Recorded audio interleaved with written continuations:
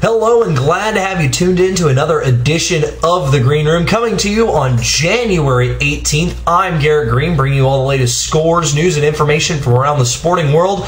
And we're going to start off this episode with you. Well, not you. Darvish, the Japanese pitcher, signed to a 6-year, $60 million deal at pretty much the last moment by the Texas Rangers, coming from Japan to Texas. Now, here's what you need to know about Darvish. The 6'5" Iranian Japanese sits at 216 pounds. He is a right-hander who played in the Pacific Division for the Japanese League last year, went 18-6 with a 1.44 ERA in 232 innings pitched and had 276 strikeouts. Now, Yu started his career whenever he was 18, and here are his career stats. He's 93-38 with a 1.99 ERA in 1,268 and a third innings pitched, a 0.98 WHIP, 55 complete games, including 18 shutouts, 1,250 strikeouts, and he finished last year with 27 consecutive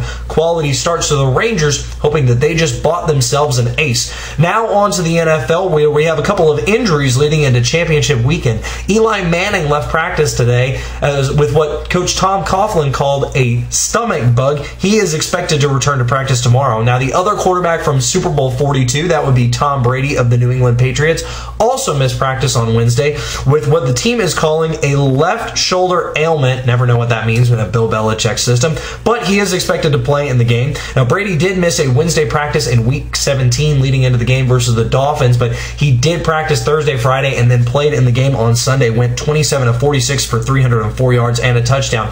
And even with the injury that Brady sustained in the game versus the Broncos, he still went for 363 yards and 6 touchdowns. So I think that we can all expect to see Tom Brady out there on the field playing great on Sunday.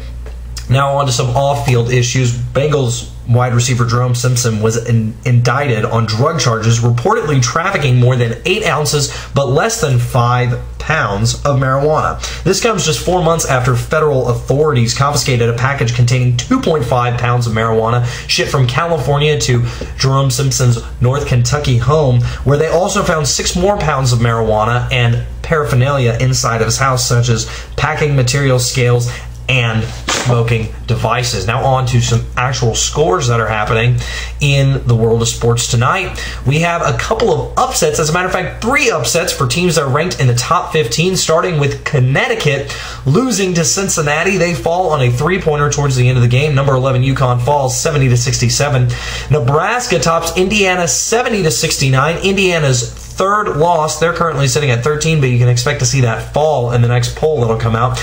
And Ole Miss tops Mississippi State 75-68. Now on to a couple of top teams that did win. Murray State got off to a little bit of a slow start. They had to squeak it out, in the end, 66-60.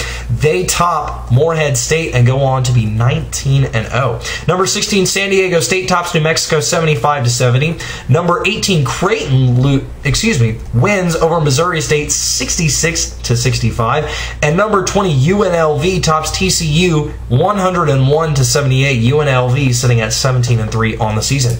Now a couple of scores from last night for teams not ranked in the top 25. South Florida tops St. John's 64-49. Villanova beats Seton Hall 84-76. George Mason tops Delaware's 89-63. George Mason sitting at 6-1 in conference play and 14-5 overall. West Virginia tops Marshall 78-62. Miami beats Clemson 76-73.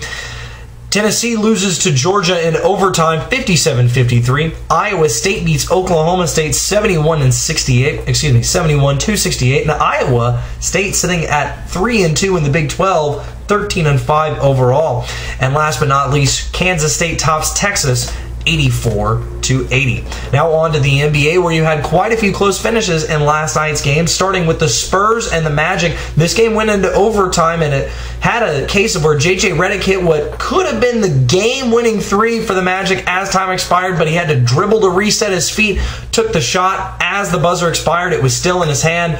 No basket. San Antonio gets their first road win of the season, 85-80. to 83. Now sticking with the Texas theme, the defending champion Dallas Mavericks were in the Staples Center for their second consecutive game. They had a night off between playing the Lakers. Now they're playing the Clippers, and for the second straight night in Staples Center, they lose to a veteran point guard hitting a three. Chauncey Billups knocks it down, and the Clippers go on to win 91 to 89. The Washington Wizards get their second win of the season as they upset the Oklahoma City Thunder 105 to 102. John Wall goes for 25 and 8. Russell Westbrook goes for 36 points in the loss for the Oklahoma City Thunder. The Nets top the Warriors 107 to 100. The Nets pick up their first win at home on the season. The Nuggets beat the 76ers 108 to 104 in overtime. The Celtics beat the Raptors 96 to 73, and that's good because Boston getting back on track. They're now 4-4 at home, 5-8 on the season. But bad news, Rajon Rondo appears to have injured his wrist in the third quarter. He's listed as day-to-day right now. Don't know when he's going to be back for the Celtics. The Suns top the Knicks 91 to 88. Hawks beat the Trailblazers 92 to 89. The Grizzlies top the Hornets 93 to 87. The Timberwolves top the Pistons 93 to 85, and the Kings snap a 3-game losing streak. They go on to beat the Pacers 92 to 88. Well, that's all that we have in the Greene Room today. Thanks for tuning in. Please come back again and check it out. Until then, I'm Garrett Greene. Have a good evening.